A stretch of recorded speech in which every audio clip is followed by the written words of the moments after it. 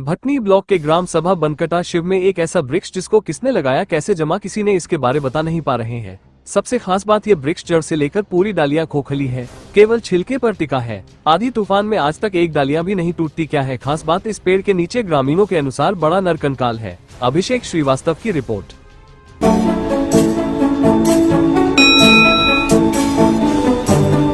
जी का जी यहाँ हमारे यहाँ सजवन बाबा जो इस स्थान के महंत थे, जी पुजारी थे जी, उन्होंने काफी प्रयास किया और ये बाउंड्री करवाया जी, और गांव के लोग और उनके जो अनुयायी है वो लोग जी काफी इसमें मिट्टी भरे, बाउंड्री किए, 20 फुट तक इस पेड़ की जो टहनी थी इसको भर दिए। पहले जब हम लोग छोटे थे तो उस समय यहाँ की जो पेड़ का जो टहनी दिखाई देती है, जड़ जो दिखाई देता है, उसमें से जो निकलता है उसको सोर जो बोलते हैं, जी जी, उसी पर ओल्हा पाती पहले के लोग ज्यादा खेलते थे जी।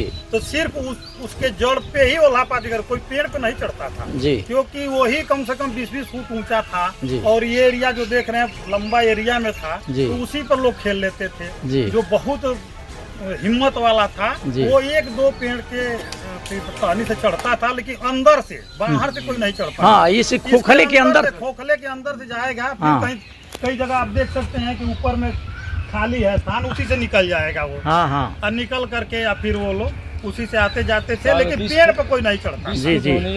तो ये हम आपके चैनल के माध्यम से ये कहेंगे जी कि ये हमारे जनप्रतिनिधि माननीय विधायक जी हैं, माननीय हमारे सांसद जी हैं, उनका ध्यान आकर्षित कराना चाहूँगा कि यहाँ पे काफी लोग बाहर से आते हैं जी, कि हमारे जिले की बात नहीं है, अंतर प्रांतीय कहिए, कुछ तो अंतर प्रांतीय नहीं कहिए, इंटरनेशनल कह लीजिए जी।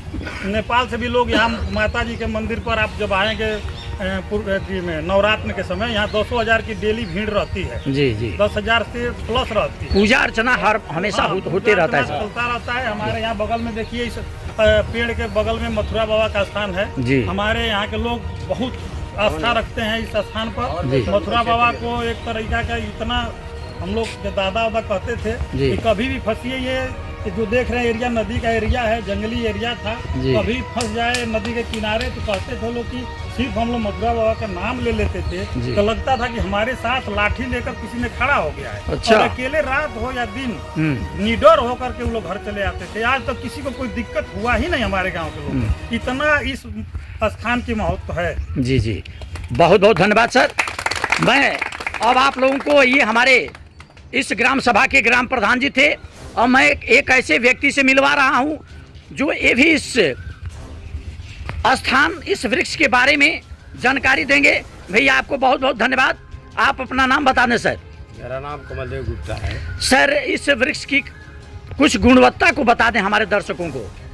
इसके बारे में हमको यही पता है कि आज तक जो है हमारे पूर्वजों ने इसके बारे में यही बताया कि हम लोग जब से आए तब से इसको देख रहे हैं। हाँ। और कंकाल की बात है जो इसके अंदर गुदा है वो कभी किसी ने देखा ही नहीं। अच्छा, कभी किसी ने नहीं देखा है। किसी बुजुर्गों से पूछने पर उन्होंने कहा मैं भी ऐसे ही देखा। सर, इतनी आधी तूफान, तेज की हवा आती है, लेकिन अन्य पेड़ को हम लोग गिरते देखते हैं, सड़क रोड जाम हो जाता है, लेकिन यहाँ प्रधान जी कह रहे थे कि एक डाली भी नहीं टूटती है। ये तो प्रभु की कृपा है, ये तो इस पेड़ का मजबूती है जिसके लिए नहीं गिर पाता है। हाँ, कंकाल जो देख रहे हैं आप छिलके पर ही खड़ा है। हाँ, कुछ अंदर मूसला नहीं। कुछ लोग बता रहे हैं कि यहाँ पे किसी देवता का कुछ, हमारे यहाँ मथुरा बाबा का स्थान है जी, जहाँ सावन में जो है पूरे क्षेत्र के लोग जाकर जो है अपना रूट वगैरह चढ़ाते हैं, श्रद्धा भाव भक्ति रखते हैं। यहाँ कुछ दिखाई भी देता है, ऐसे लोगों का मानना है कि जब हम मिट्टी नहीं भरे थे, जब बरसात, वो तो डालियाँ थी जो इस पर जो है हाथी भी अगर आ जाए तो किसी व्यक्ति का क्षत नहीं होता। अगर पागल हाथी भी आ जाए और इसके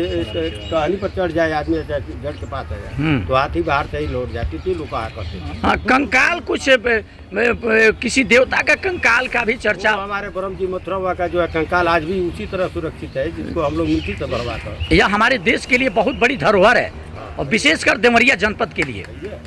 जी जी, बहुत बहुत धन्यवाद। भैया देव लोग है, अभी हमारे लिए माननीय है। हाँ हाँ, पूजनीय भी है और आज भी हम इस पेड़ को जो आदर्श मानते हैं, अमर पेड़ मानते हैं। हाँ, आज भी हम इसे प्रणाम भी करते हैं, कभी भी हमेशा प्रणाम करते हैं।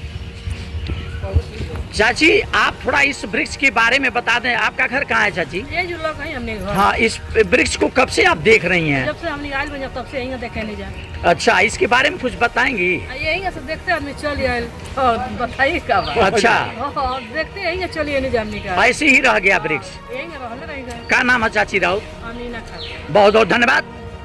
अब मैं अपने दर्शकों को इस जगह पे, इस स्थान की जो सेवा करते हैं, मैं उनसे आपकी मुलाकात करवा रहा हूं।